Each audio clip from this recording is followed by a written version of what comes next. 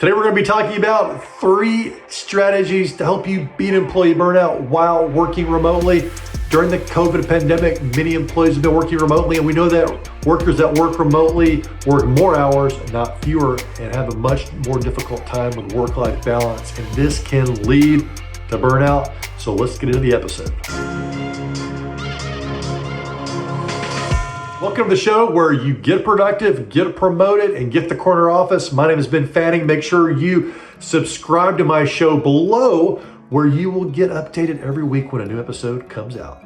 So working remotely can lead to burnout, mainly because employees that work from home, research shows us, work more hours, not fewer. They work more in isolation. Even if they're connected with technology, they're not physically connecting with coworkers, and social isolation can be difficult. Also, it's harder to have work-life balance because you're working at home and the kitchen's right there, the doorbell's ringing, maybe you've got family needs pressing. All these different factors add up and they make life so much more difficult. Working from home, it can damage your productivity and ultimately lead to burnout. It's also important to note the damaging impact of burnout. Some recent research from Gallup shows that employees who experience high levels of burnout are 63% more likely to take a sick day, 13% less confident in their performance, and 23% more likely to visit the emergency room. This is really difficult news to digest. We already knew that burnout was not helpful and not good, but we start to see how it impacts productivity and your health, and it's important to embrace some new strategies that I'm going to share with you today to help you conquer it. First strategy is to have an integrated schedule. That's right, an integrated schedule. Integrated means you're bringing things together, you're merging them, right? And so the way you do that is you, first of all, consider all the different ways that you're organizing your family today and even the different domains of your life. So for example, you have an Outlook calendar, perhaps a Gmail calendar. Maybe you've got calendars from your family. Your family members have calendars. All these different calendars need to come together in a big plan. Otherwise, you're constantly chasing people. Who's picking up who from school? Who's cooking dinner tonight? Who's doing the grocery run? Plus, you got to go to all your meetings at work. This can be really, really difficult and complicated and lead to burnout. And so the key is, again, to have a bird's eye view of your ideal schedule for the week and the schedule that you're creating.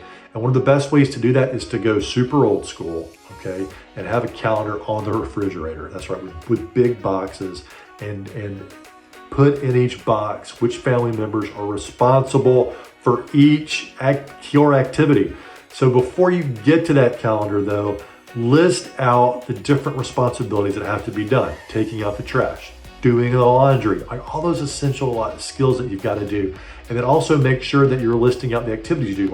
Like for my family, we often have tennis night where each of us are playing different tennis matches or have tennis practices, or maybe you've got kids activities, but list all those different things out in a list. Then start to piece them together on your calendar, and that is an integrated list, and that's going to help you design a week that works for you, not against you. Burnout tip number 2 is to have a turn it off ritual. As I mentioned when this video kicked off, we know that remote workers work more hours, not fewer, and so it's so tempting to leave your computer on all night, right? This is the open laptop. It's just on all night, and you bounce over there and you check it and come back and you get sucked into work. And then you miss your friends' activity, you miss your family activity because you're working around the clock. This is no way to burnout proof your career. Have a turn it off ritual. Now, during COVID, during the pandemic, this has been particularly difficult because more people are working from home and they're sending emails around the clock. And so the key is to give yourself a turn it off ritual that gives yourself permission every week to turn it off tonight so you can be ready to turn it on tomorrow. So before, maybe it was your turn off ritual was turning off your computer at work, or it was walking out your office door, or turning the ignition on your car to drive home, or the click at the seatbelt. And when you're working from home, you don't have all those things at your fingertips.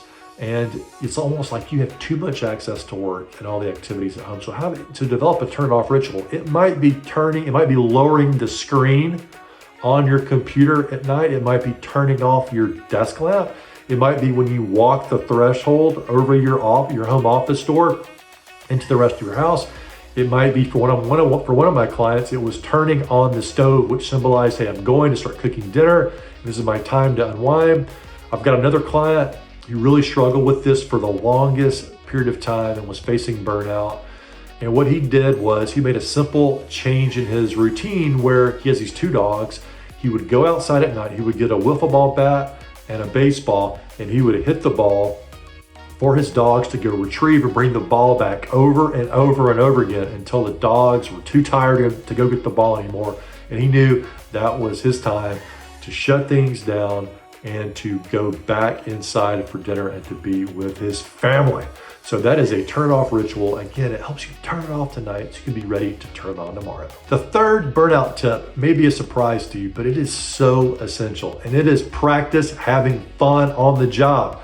Now, fun at work doesn't have to be a fireable offense. In fact, it is essential to burnout proofing your career and ultimately accelerating your results and boosting morale for you and your team. First way to do that is to share what you're good at.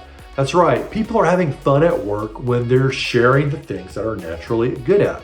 And so the way to do that is to offer to mentor someone, to host a lunch and learn where you're maybe teaching a topic or a book that really resonated with you, or a skill that comes naturally. For example, I have a client who is really into cooking, and he's been sharing quick and easy recipes with his team. Another example of this is a client I have who's really interested in personal finance, and she's been hosting virtual meetups with people at work where she offers some of the information that she's been learning, and they've been sharing ideas. They are having a great time with this, and this is boosting the energy level. It gives you a way to connect with someone inside of work on a topic that you're interested in outside of work, and that provides a very unique opportunity to enjoy work more. Another way to have fun at work is to explore what you're interested in. So instead of being the expert where you're sharing your knowledge, you are sharing your interest. That's right, your interest, what you're ultimately interested in. And this can be equally powerful and fun, and a great way to help burnout proof your job situation. A great way to do this is a book club. I know a guy, me, who wrote a #1 best-selling book called The Quit Alternative. I participated in numerous book clubs where employees invite me in and we have conversations about the book. So we order the book and we discuss the book and we share the ideas. The participants often really enjoy this. It's a great way to connect on a new idea and learn something new. Another way to do this is to job shadow.